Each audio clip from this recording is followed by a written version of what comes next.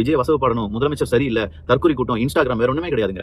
இன்னைக்கு முன்னாள் முதலமைச்சர் மு.க. ஸ்டாலின் அவர்கள் இப்ப கொளத்தூர் தொகுதியில கூட ஜெயிக்க முடியாம போன ஸ்டாலின் அவர்கள் ஒரு விழா, அது திருமண விழா, அதுல பேசி சொல்லியிருக்காரு. எப்படியே ஜெயிச்சிட்டாங்க, வேலையை செய்யாதவன் ஜெயிச்சிட்டான் அப்படின்னு சொல்றாங்க. வேலையை செய்யல, இன்ஸ்டாகிராம்ல குழந்தைகளை வசப்படுத்தி குழந்தைகளை வந்து ரீல்ஸ்லாம் போட வச்சு அவங்களுடைய தாத்தாக்களையும் அவங்களுடைய அப்பாக்களையும் ஓட்டு போட வச்சு ஜெயிச்சிட்டாங்க.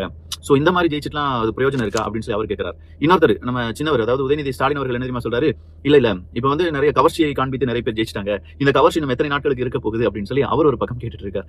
உண்மையிலேயே மக்கள் கவர்ச்சியை பார்த்து இன்ஸ்டாகிராம பார்த்து தான் ஜெயிச்சிருக்காங்க அப்படின்னு சொல்லி ஏதோ ரிப்போர்ட் கொடுத்திருக்காங்க.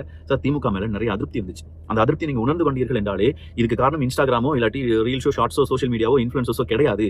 அதையும் தாண்டி அவங்க இல்லைன்னு சொல்லல, அவங்களையும் தாண்டி வேறு பல காரணங்கள் இருக்கு. அந்த காரணங்கள் எல்லாம் நம்ம ஐடென்டிஃபை பண்ணிட்டோம்னா நல்லா இருக்கும் அப்படிங்கிறது தான் தாழ்மையான வேண்டுகோள். தாவேகா பத்தி 2 வருஷம் பேசாமே இருந்தாங்க, இப்ப கல்யாண வீடு முதற்கொண்டு போய் அழுகுறாங்க அப்படின்னு சொல்லக்கூடிய ஒரு செய்தியை நான் பார்த்தேன். எஸ், தாவேகாங்கிற பெயரையே உதயநிதி ஸ்டாலின் அவர்களும் சொல்ல மாட்டாங்க. அது வந்து ஒரு நடிகர் கட்சி, இப்ப வந்த கட்சி,